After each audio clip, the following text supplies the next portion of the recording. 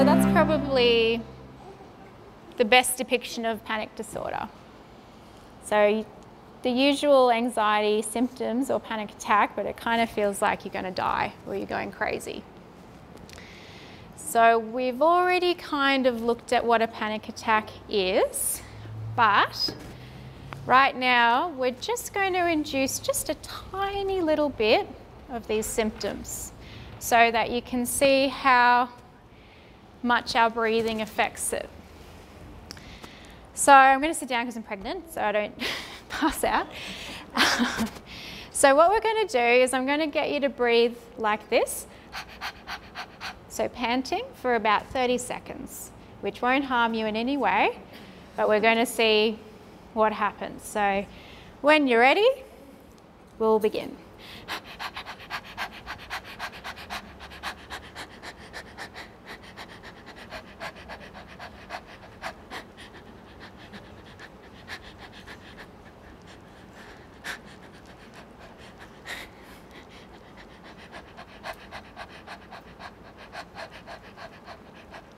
And stop. Now, what did you notice happening just then in your body? Couldn't breathe? Yeah. Head spinning a little bit. Pardon? Head spinning a little bit. Head spinning, yeah. Anything else? That was, what, 20 seconds. And if we kept going, we could induce a panic attack, which we don't want to do. But that's just to show you how much breathing plays a part. Now, often we're not noticing, obviously we're not noticing how we're breathing. It can be quite subtle, but if it goes on for long enough, you're going to start to experience more of a panic attack. All right, we've already talked about the fight-flight response. So what is actual panic disorder? So this type of anxiety disorder where people have recurring panic attacks, which is highly unpleasant. And then they start to worry about having more panic attacks, which tend to cause more panic attacks. And they might find their behaviour changing in relation to these attacks. So you can have panic attacks in every type of anxiety. So PTSD, phobias, social anxiety, across the board. But panic disorder is when you start to really, really fear just having the panic attack. So for example, we've got Dora. So Dora's a 65-year-old woman presenting to therapy with a number of attacks. So she says she gets tight chest, she feels dizzy, she gets pain in her arms and her chest and tunnel vision. She thought she was having a heart attack. She went to the GP. The GP said, "You're fine, you need to go to therapy, it's anxiety." So this is usually how people get referred to therapy for anxiety. So the other component, I guess, is that she's stopped doing strenuous physical activity and exercise like gardening and bushwalking because she doesn't want to trigger another attack. So this is where it's starting to become dysfunctional. It's starting to interfere with her quality of life. So sometimes if you start to monitor, like the ABC model, start to monitor your panic attacks, you can sometimes find out what is triggering it unconsciously or underneath. So some common triggers might be health anxiety. So this was a common one with COVID where people might get a sore throat or a cold and it's like, oh God, what if it's COVID? What if it's long COVID? What if I have to go to hospital? So probably everyone's now experienced health anxiety now that we've been through the pandemic. But another way this can occur is, say, thinking you might have cancer, thinking you're having a heart attack, thinking you're having a stroke. Social anxiety, so might be any kind of social situation, public speaking, meeting new people. Sometimes there's some death anxiety, so at several points in your life you might become acutely aware that you're going to die, and that's not really what humans like to think about most of the time. it's something we'll process in our own way. Might be separation anxieties, separation from a loved one. Might be just lots of stresses going on. Might be that usually you feel like you're quite a good coper, but it just got to a point where it's too much. Loss, so breakup, loss of job, or it could be a reminder of past trauma. So trauma, you know, it might be a smell you smelt when the trauma occurred. It might be a sound you heard when the trauma occurred. So it can be really tiny, or seemingly tiny things that can trigger it off. So for Dora, she explained that she doesn't know what her triggers are, but the first time she had one, she was in the garden, that her husband died a year ago.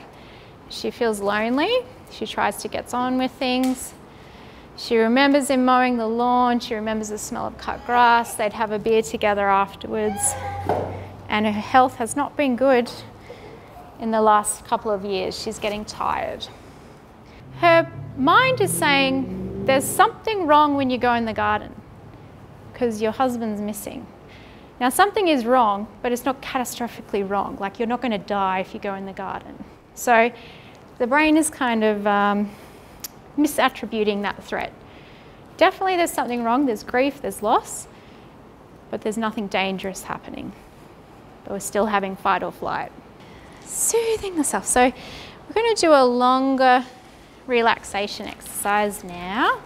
So like a counter to that hyperventilation we did. So if you're comfortable, I'll get you to get comfy in your chairs, feet on the floor, hands just resting in your lap. Closing down your eyes if you can, or otherwise just rest them on a point in the ground in front of you. And I just want you to start by noticing the sounds you can hear around you, inside the room or outside the room.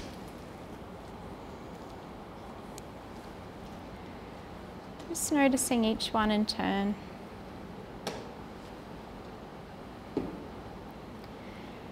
Notice your feet on the floor and your body making contact with the chair.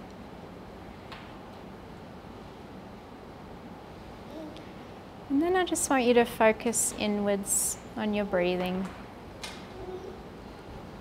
Just noticing the breath as it passes through your nostrils, down the back of your throat, into your chest, and out again. So just following along and noticing that for now. And from time to time you might get distracted, your thoughts might wander. That's okay, that's normal. Just keep bringing your attention back to the sound of my voice. I want you to start to slow down your breathing now. So try to draw the air right down into your belly. Notice your belly expanding and contracting like a balloon with each breath.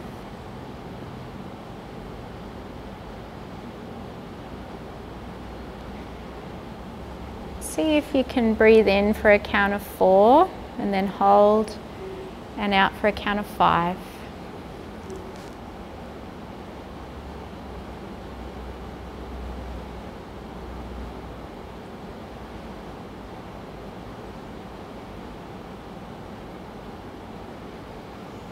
Nothing to think about or worry about in this moment, just the breath.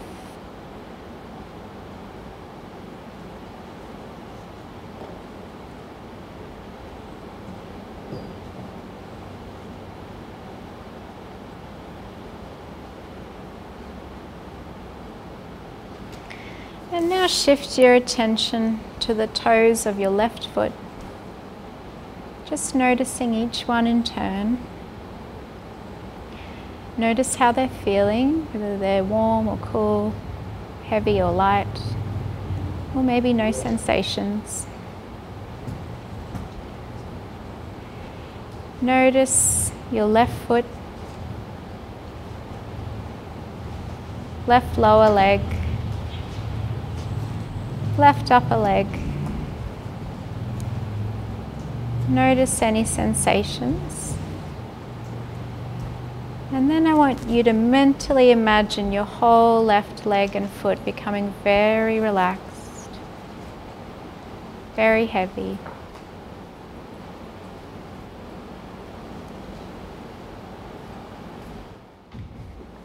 Swapping over to your right toes, right foot,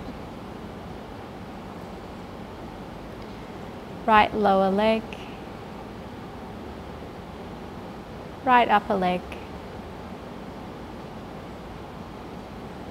Noticing any sensations, any tension.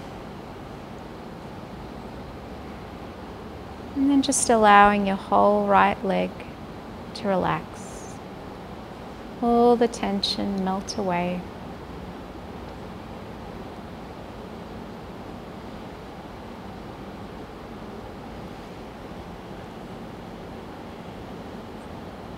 Moving up to your stomach, your lower back, noticing any sensations in these areas. And just allowing them to become relaxed and heavy.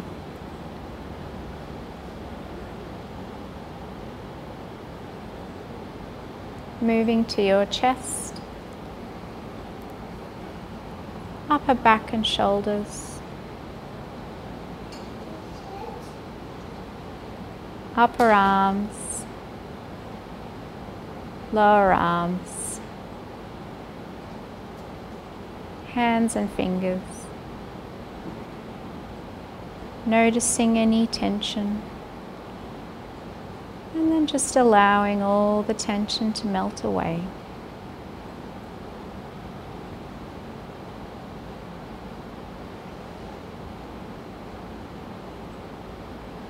Moving to your neck, back of the head, forehead and face, jaw, tongue. Just allowing your jaw to drop slightly.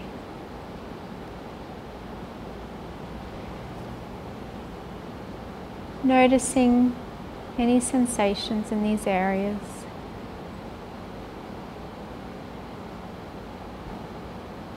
And again, just allowing all the tension to melt away.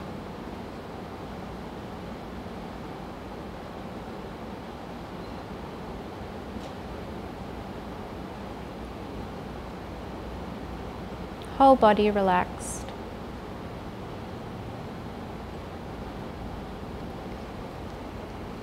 Just letting go of that image, and now I want you to picture in your mind's eye a place in nature where you feel very relaxed and calm. It can be real or imaginary. Maybe it's a beach or a forest or garden.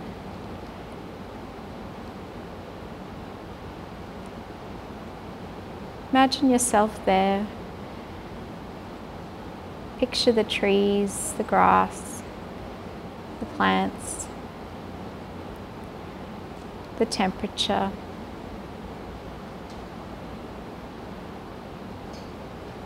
And then you notice a stream.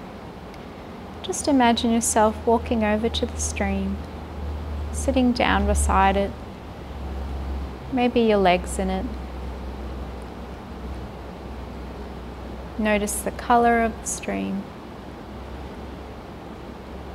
how fast or slow the water's moving.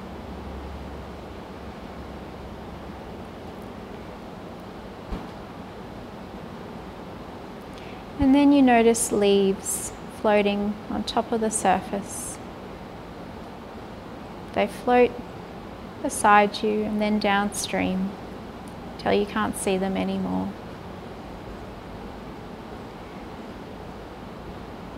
I want you to mentally imagine picking out a worry from your mind, placing it on a leaf, and watching it float away. And then do that for another worry. And just do that for as many worries and thoughts that come to your mind. It doesn't matter if it never stops.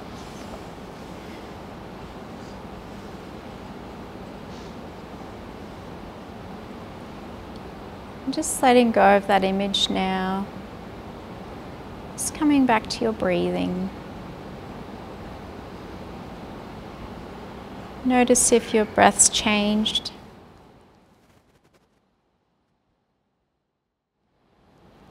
Notice your body making contact with the chair and the sounds you can hear around you. Give your fingers and toes a bit of a wiggle.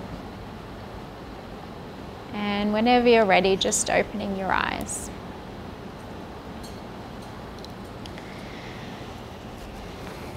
The first bit you did was the belly breathing. So you can do that anytime with your eyes open. You can do that in the car. You can do that at work when you're feeling anxious. As long as you're drawing the breath down into your belly and slowing it down, you can use it anytime. The next one was your body scan, where you're relaxing your body. That one's a nice one to do before bed. The next one was the leaves on a stream. So that's a good one if you're ruminating and worrying about things. Now you can do them all if you've got time. I don't know, that was 5 or 10 minutes. So I guess all the research around it basically is as little as 3 minutes helps. So if you've got 3 minutes in your day, it'll have an impact. The more you do, the more relaxed you'll feel. Now, some people breathing just doesn't work for them, that's okay. Just use the ice or the other types of techniques. But if breathing is helpful, that's some good ones to try. These ones, again, are good for kind of enlisting kind of senses to help you calm down. There's heaps of research on how good pets are for you. But basically hugs, if you can hug or cuddle someone for about 30 seconds, at least, it's going to regulate all those panic feelings. But these are some other types of thinking strategies you can use. So once you've figured out it's a panic attack, not a heart attack, definitely go to the GP and just check. But then you can use that information. You can say, well, look, it's only a panic attack. So panic attacks don't kill anybody. They never have, and they never will. They feel really unpleasant, but it'll be over soon. If I can just keep breathing, everything will be okay. So sometimes it's almost like a mantra you can say to yourself, just keep breathing, you'll calm down soon. Another alternative is a grounding strategy. So like yoga distracts you through movements, this is to distract your mind. So one option is to say, okay, my name is Jess Brands, it is Monday the 28th of February 2022, and I'm in Clermont, and I'm in the RSL on the corner of Herschel and the other one streets. So what you're trying to do is shift your brain into recognizing it's in the present and it's okay.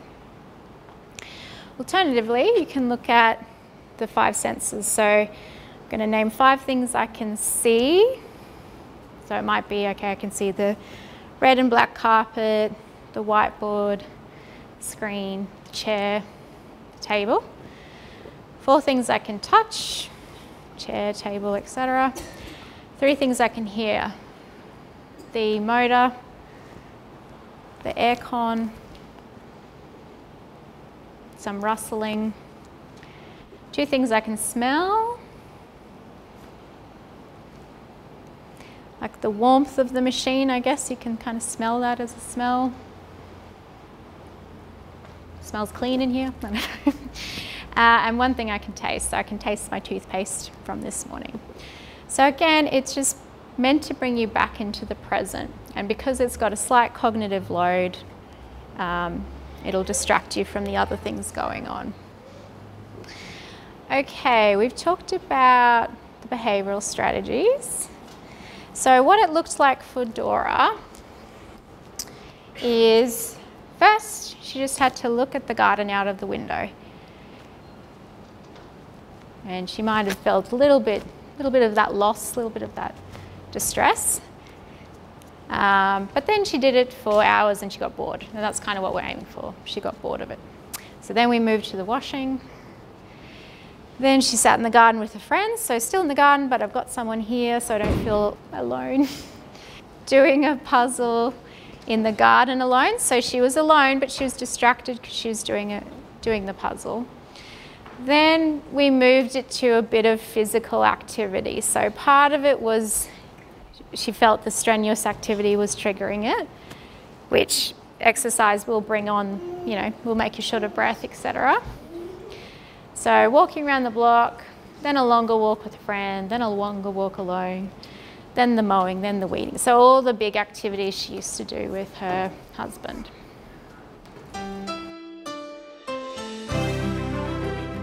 Kids waking up during the night because they're scared of the dark and scared of noises, things like that.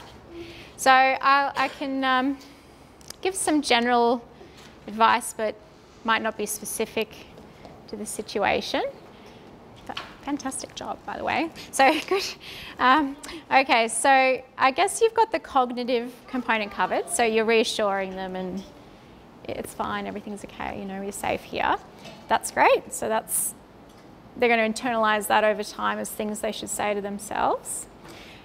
Then there's the behavioural component, which what might be helpful is to start pairing that with a reward. So it might be that, okay, the first thing they have to do when they feel that way is say all the cognitive things to themselves. So you might write it down for them and stick it on their wall. Okay, I'm safe, I'm okay. And try that first. And then if that doesn't work, maybe you can enlist the oldest for this. You can say, okay, well, I'm going to go to the oldest and see if they can calm me down first. And if that doesn't work, then I'll go to mum and do the same thing, bring them back to bed. But you might, sort of say to them, okay, well, did you try to say the things? Yes, I did. Okay, you get a star, gold star for that. Did you go to the oldest? Yep, I did. Okay, gold star for that. And then you came to me, that's fine. Okay, and then the next day you get a reward for those 2 stars. And whatever reward's suitable for you, you might say like a game or chocolate or a toy, depends on how you feel. And then you might start pairing bigger rewards for bigger things. So let's say they get good at that and you say, okay, well, look, if you can try and do all that and not come to me in the morning and you let me know, you get a big reward for that. So they sort of starting to practice some alternative coping skills. They know they can still come to you, which is important because that's the easiest way for them to calm down. But you're almost kind of shifting it away from anxiety to you're going to get a reward if you manage anxiety really well. Same thing if you're an adult, you're going to get a reward in a different way if you manage anxiety well. Or you can try the worry box before bed. Or it might be they get another star for a relaxation. They try and do the relaxation themselves. So for that one for kids, I do a rag doll, relaxing like a rag doll. So I get them to lie on the floor, shake around like you're a rag doll, really jiggly, or an octopus, whatever imagery you want to use. But essentially the same thing. Okay, big deep breath into your belly, and out, big sigh out, and then I'm going to relax my foot, and then my leg. So same kind of thing, just more on their level. So you might pair a star for doing that as well before they come to you. And that way, they still might come to you, but it might be they don't come to you first. They try all that other stuff first, and that might put them back to sleep. Great. I mean, a big fan of night lights. Yeah. But I guess you could pair almost like a graded exposure hierarchy with some rewards. So first time it might be, okay, I'm going to be out here in the lounge room until you fall asleep. Then the next night I'll be in the lounge room for half an hour, and then I'm going to bed whether you're asleep or not. And if you can, whatever it might be, stay in your bed or keep calm or whatever you're wanting him to do. So when I've had kids in the past with this, I guess like a separation anxiety where they're basically sleeping in mum and dad's room on a mattress on the floor, and it's kind of got to that point where they can't get back in their own room. Then we do really small steps, so moving the mattress to the door but still in the room first, and then a reward for that. And once they feel good about that and they're ready, okay, we're going to go just outside the door, door's still open. Reward for that, and then down the hallway and so on until they're back to their bed. So for adults, we do the exposure and we feel good about ourselves for getting it done. For kids, they need the reward to reinforce it for them. But something similar to that, moving the mattress, even if it's like a couple of inches every day. Yep, little bit every night. Because for kids, if you can find the right reward, the right bribe, then they'll figure out a way to cope with that small step. Yeah. Once again, the same sites, but they have the panic attack ones as well.